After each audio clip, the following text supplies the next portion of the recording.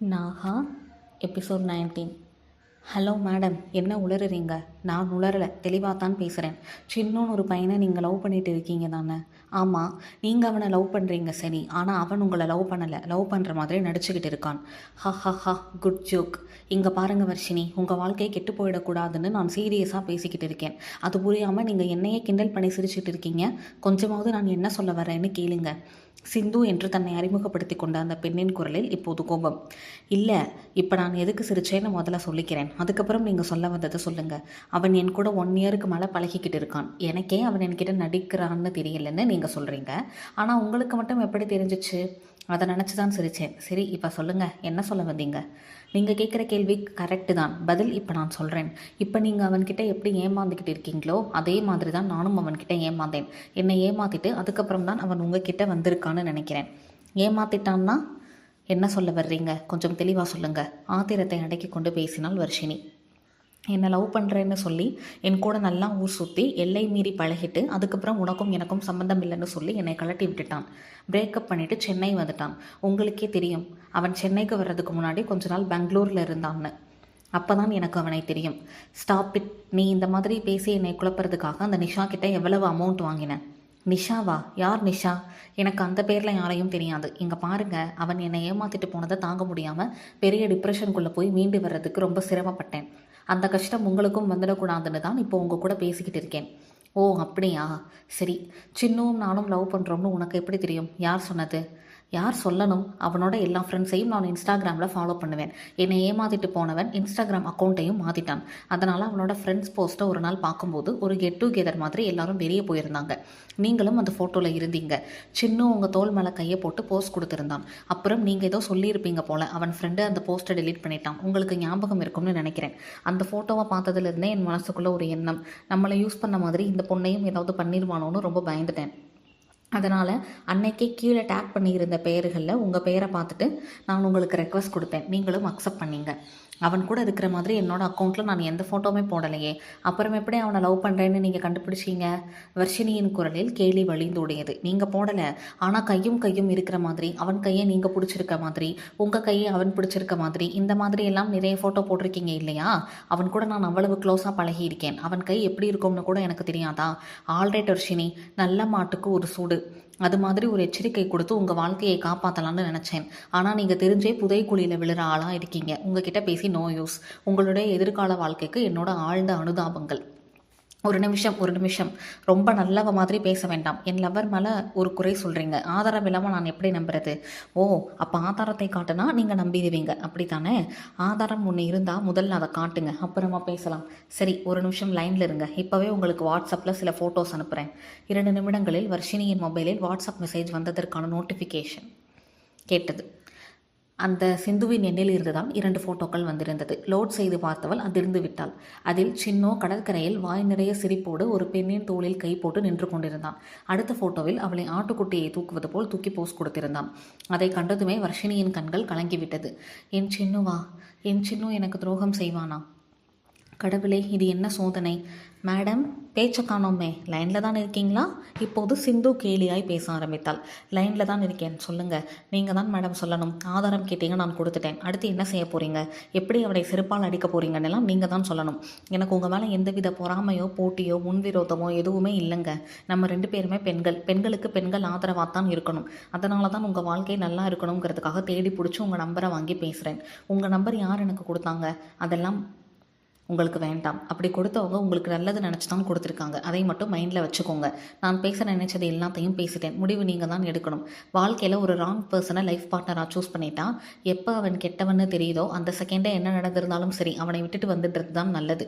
இல்லை, நான் உண்மையாக அவனை லவ் பண்ணேன், அவனை நான் திருத்துவேன்னு சொல்லிட்டு அவனையே கல்யாணம் பண்ணணும்னு மட்டும் நினைக்காதீங்க. உங்களுக்கு தெரிஞ்சு என் வாழ்க்கையில் விளையாண்டு இருக்கான். தெரியாமல் எத்தனையோ பேர் வாழ்க்கையில் விளையாடி இருக்கலாம்.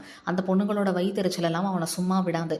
அவன் கூட வாழ்ந்தீங்கன்னா அந்த சாபம் எல்லாம் உங்களை தான் பிடிக்கும். உங்கள் நேரத்தை எனக்காக ஒதுக்குனதுக்கு ரொம்ப நன்றி வர்ஷினி.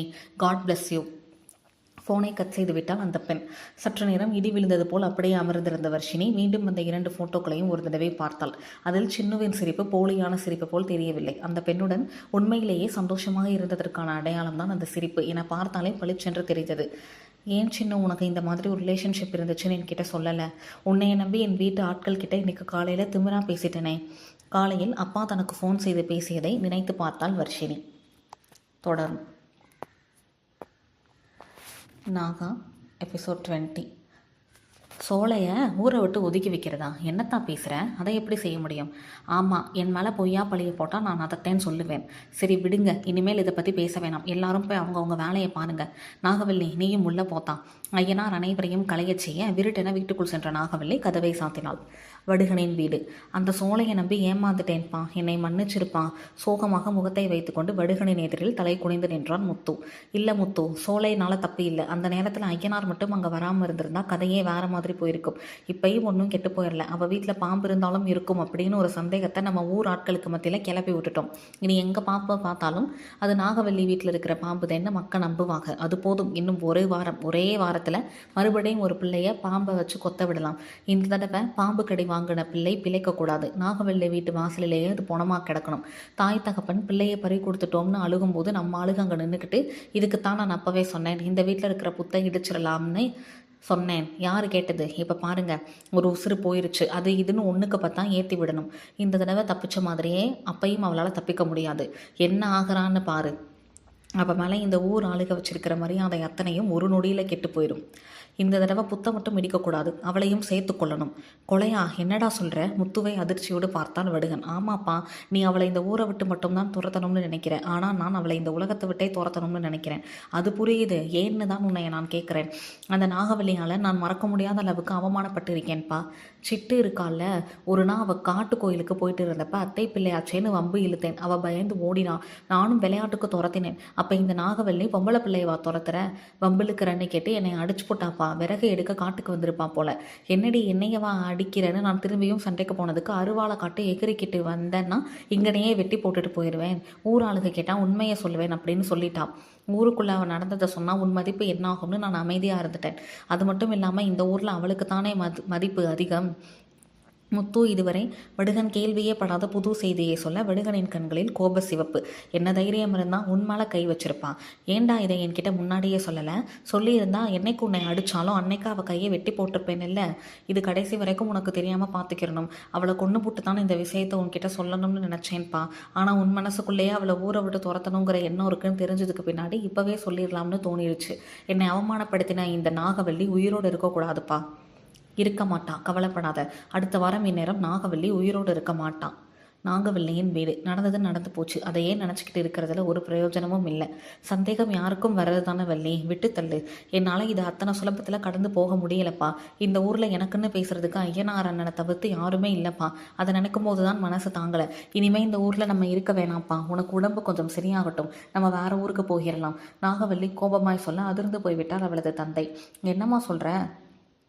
இந்த மாதிரி எல்லாம் பேசாத. இந்த ஊரை விட்டு வேறு எங்கே போகிறது? நம்ம எல்லாம் மலைவாழ் ஜனங்கள். நம்ம மண்ணை விட்டு நம்மளால் வேறு எங்கேயும் போய் வாழ முடியாது. இந்த மாதிரி எல்லாம் நம்மளாம் நினச்சிக்கிட்டு இருக்கிறது தான்ப்பா. மனுஷங்க நினச்சா எதுவும் முடியும்.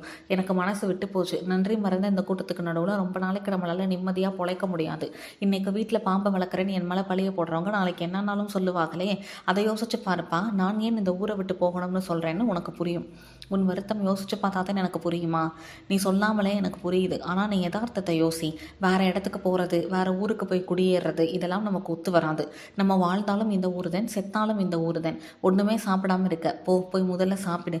இந்த ஊர் ஜனங்க மேலே உனக்கு இருக்கிற கோபத்தை சாப்பாடு மேலே காட்டாத. வேறு ஊருக்கு போக வேணாம்னு சொல்கிறது உன்னோட தெளிவான முடிவாப்பா. ஆமாம், நீயும் உன் மனசை மாற்றிக்க. தந்தை கராராக சொல்ல என்ன சொல்லி அவர் மனதை மாற்றுவது என தீவிரமாய் சிந்திக்க ஆரம்பித்தாள் நாகவல்லி. ஒரு வாரம் கழிந்தது. காலை 6 மணிக்கு. அக்கா, எனக்கு வயிற்ற கலக்குது, ஆத்தங்கரை வரைக்கும் என் கூட வர்றியா என சின்னத்தம்பி நாகவல்லியை அழைக்க ஊதாங்குழல் கொண்டு அடுப்பை ஊதி கொண்டிருந்தவள் அதை அப்படியே போட்டுவிட்டு எழுந்தாள். வாடா போகலாம். ஒரு நிமிஷம் இரு, வர்றேன். நீ வாசலுக்கு போய் கம்பை எடுத்துக்க. நீ வழியில் பன்னி வந்துச்சுன்னா விரட்ட தோதா இருக்கும். சரிக்கா. அவன் தலையாட்டிய அதே நேரம் ஐயையோ என வாசல் பக்கம் இருந்து ஒரு ஆண் குரல் கேட்டது. நன்கு பழகிய குரலாக இருந்தமையால் என்ன சத்தம் யோசித்துக்கொண்டே வேகமாய் வாசலை நோக்கி விரைந்தாள் நாகவல்லி. கதவை திறந்தாள். வாசலில் அவள் கண்ட காட்சி அவளை பேரதிர்ச்சிக்கு உள்ளாக்கியது.